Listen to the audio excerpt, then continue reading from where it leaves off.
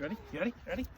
Okay, 1066, William the Conqueror comes from Normandy and invades England. The English people were not happy, so in 1069, there's a revolt in the north of England, based from York, and William the Conqueror moves his army up and in vengeance decides that he is going to wipe out a large chunk of the population, maybe half of the population, in an event which I've talked about before called the Harrying of the North.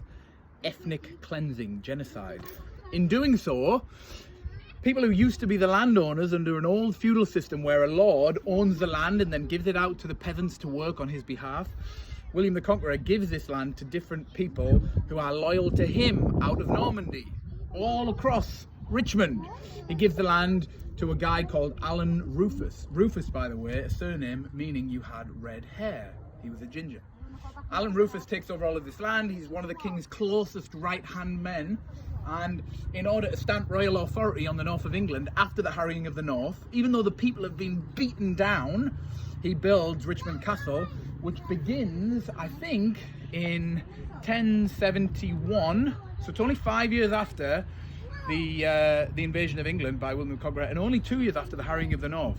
Obviously, castles take a long time to build, and so this will have taken decades to finish.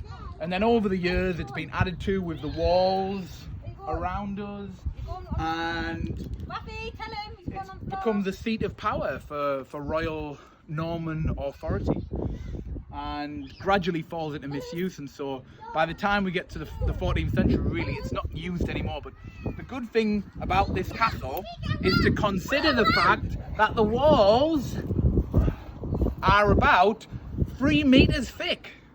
It's on a great big hill. It's surrounded by a river, and so all of these old English castles have similar defensive properties with which they can control the local farming and merchant population. Now, another interesting story, where we've been around Durham recently, Old Elvet Bridge.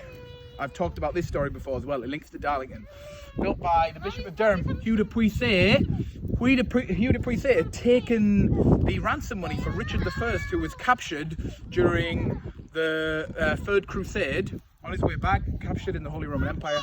And the ransom money that was supposed to be collected was spent by the Bishop of Durham. And so, on the way back, Richard I calls him to be sent to London. He stops off here in Richmond Castle. He is arrested and imprisoned in the keep here, and the records just say he died. Did he commit suicide? Was he killed to avoid being hung, drawn and quartered? We don't know, but interesting bit of history.